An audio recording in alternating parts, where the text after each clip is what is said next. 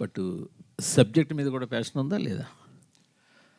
Actually subject మీద passion ఉంది కాబట్టి I choose a subject which is చాలా సటిల్ సబ్జెక్ట్. ఇన్ఫ్యాక్ట్ ఆ సబ్జెక్ట్ ఒక్క లైన్లో చెప్పాలంటే,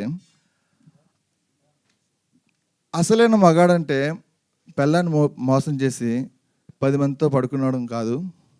అదే పెళ్ళం అతన్ని మోసం చేస్తే తినుకో న్యాయం తనుకో న్యాయం కాదని అర్థం చేసుకొని తన్ని అదే ప్రేమతో స్వీకరించిన వాడు అసలైన మగాడు. అదే సినిమా స్టోరీ.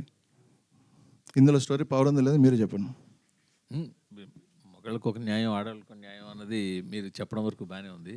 బట్ అంటే ట్రైలర్ వరకు మీ సినిమా ఎలా వెళ్ళిందో మనకు ఇంకా తెలియదు. మీ ట్రైలర్ వరకు చూపించింది మీరు అన్కన్వెన్షనల్ మెథడ్తో వెళ్ళినట్టుగా చిన్న రివెంజ్ డ్రామా. మైక్ కొంచెం దగ్గర పెట్టమన్నారు సార్. కొంచెం రివెంజ్ డ్రామా కూడా ఉంది ఇందులో, కనిపిస్తుంది కొద్దిగా చివరిలో మీరు చూపిస్తుంటే.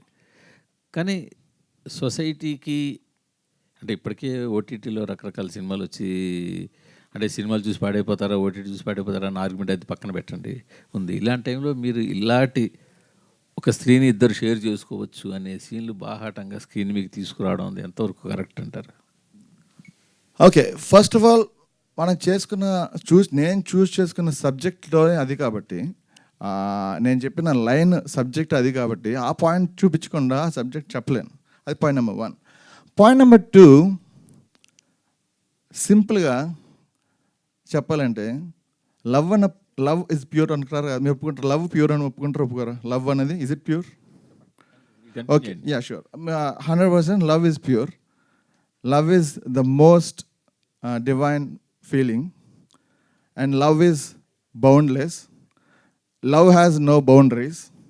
సో అంత బౌండరీ లేని లవ్ ఒక్క మనిషికే రిస్ట్రిక్ట్ చేయాలన్న బౌండరీ ఎందుకన్నది సింపుల్ పాయింట్.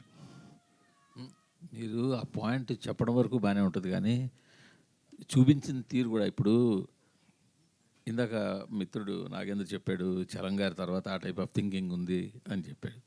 చలంగారి థింకింగ్లో కూడా మైదానంలో రాజేశ్వరి కావచ్చు ఇంకోళ్ళు కావచ్చు, తర్వాత ఒక స్టెప్ బై స్టెప్ వాళ్ళు వేరే వాళ్ళ దగ్గర అట్రాక్ట్ అవ్వడం కానీ ఇలా వెళ్ళింది తప్పించి ఒకేసారి స్క్రీన్ మీద ఇద్దరితో కలిసి ఇలాంటి బోల్డ్ సీన్లు తీసిన ఎక్కడ మనం చూడలేదు కదా.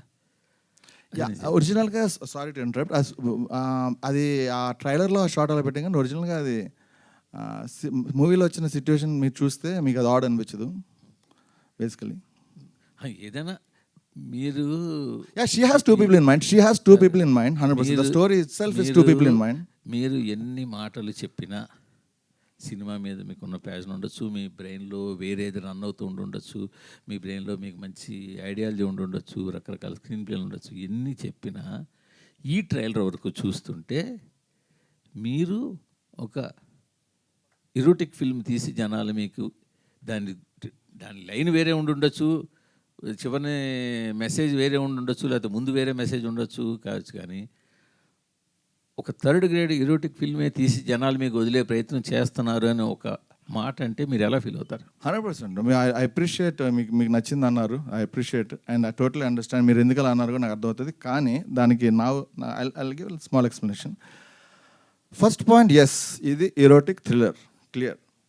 పాయింట్ నెంబర్ 2, ఇది ఈరోటిక్ థ్రిల్లర్ అనేది మాత్రాన థర్డ్ గ్రేడ్ సినిమా కాదు. సింపుల్ రీజన్, సినిమా టైటిల్ ఇవ్వాలని పెట్టినప్పుడే ఆ సినిమా చూడగానే టైటిల్ కింద reverse of love story reverse అని కూడా రాయలా.